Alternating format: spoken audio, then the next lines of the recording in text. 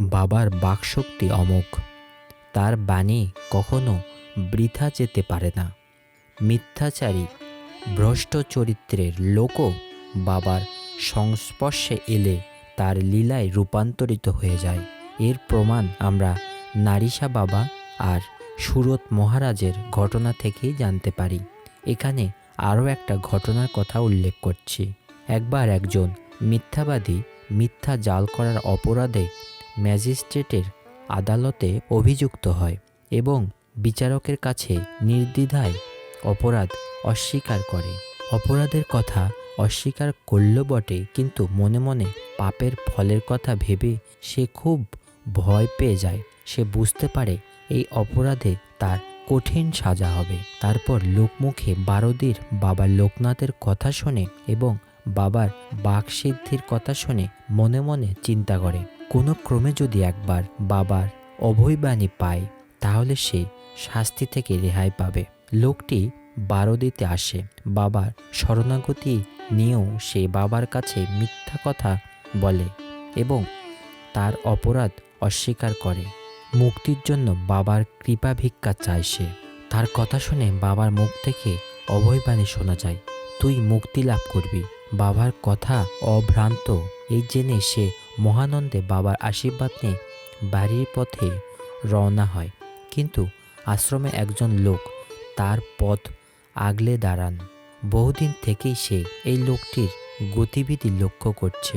সে ভালোভাবেই জানে তার বিরুদ্ধে যে অভিযোগ আনা হয়েছে তা সত্য, এতে কোনো সন্দেহ নেই।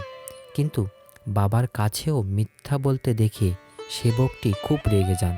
তিনি বলেন, বাবা লোকনাথ সাক্ষাৎ ভগবান, সকলের অপরাধে তিনি দয়া করে ক্ষমা করেন।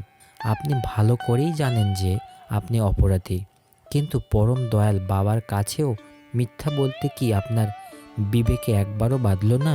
ভুলে যাবেন না, জেনে শুনে মহাপুরুষের কাছে মিথ্যা আচরণের জন্য মহাপুরুষের বাণী আপনার বেলায় মিথ্যা প্রতিপন্ন হবে।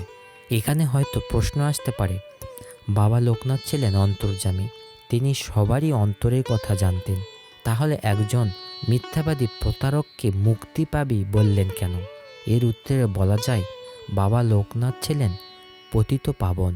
শ্রী চৈতন্যদেব যেমন দুজন পাপিষ্ঠকে উদ্ধার করে মুক্তির পথে এগিয়ে দিয়েছিলেন, বাবা লোকনাথও ঠিক তেমনভাবে এই পাষণ্ড মিথ্যাবাদীকে অভয় দিয়েছিলেন। পরক্ষণেই আবার তারই একজন সেবকের দ্বারা ভৎসনাও করলেন। এর ফলস্বরূপ ওই প্রতারকের জীবনের গতি পরিবর্তিত হয়েছিল। সেবকটির কাছে ভৎসিত হয়ে লোকটি নিজের ভুল বুঝতে পারে। অনুশোচনায় দগ্ধ হতে থাকে তার অন্তর। সে আবার ফিরে যায় বাবার কাছে, নিজের অপরাধের কথা বলে। বাবার কাছে মিথ্যা বলার পাপের জন্য বারবার সে ক্ষমা ভিক্ষা চাইতে থাকে। সে বলে, বাবা আমি আপনার শরণাগত হলাম, আপনি আমাকে রক্ষা করুন।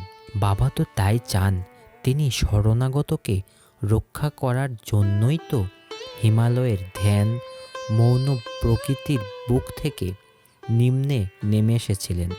লোকটির কথা শুনে বাবা বলেন, তুই যদি সত্যিই আমার শরণাগত হয়ে থাকিস তাহলে আমি যেমন আদেশ করব তা পালন করতে পারবি?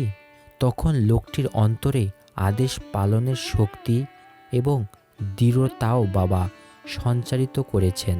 তাই সম্পূর্ণ আত্মবিশ্বাস নিয়ে লোকটি বলে, আপনি আমাকে যা বলবেন আমি তাই করব।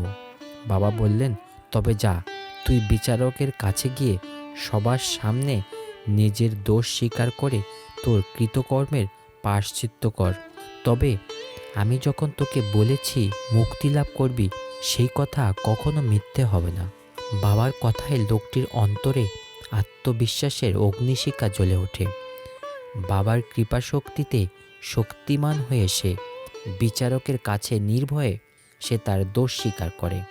ম্যাজিস্ট্রেট ভাবেন, নিশ্চয়ই অভিযুক্ত আসামির উপর চাপ সৃষ্টির ফলে তাকে দোষ স্বীকার করতে বাধ্য করা হয়েছে। এই ধারণার বশবর্তী হয়ে তিনি তাকে উচ্চতর আদালতে পাঠান। কিন্তু আসামি সেখানে গিয়েও অপরাধ স্বীকার করে। এরপর তাকে হাইকোর্টে পাঠানো হয়, সেখানেও দোষ স্বীকার করে। হাইকোর্টের বিচারে সে নির্দোষ বলে প্রমাণিত হলো। মুক্তি পেয়েই সে ছুটে যায় বারোদিতে এবং বাবার চরণ বন্দনা করে। বাবাও তার প্রতি প্রসন্ন হন।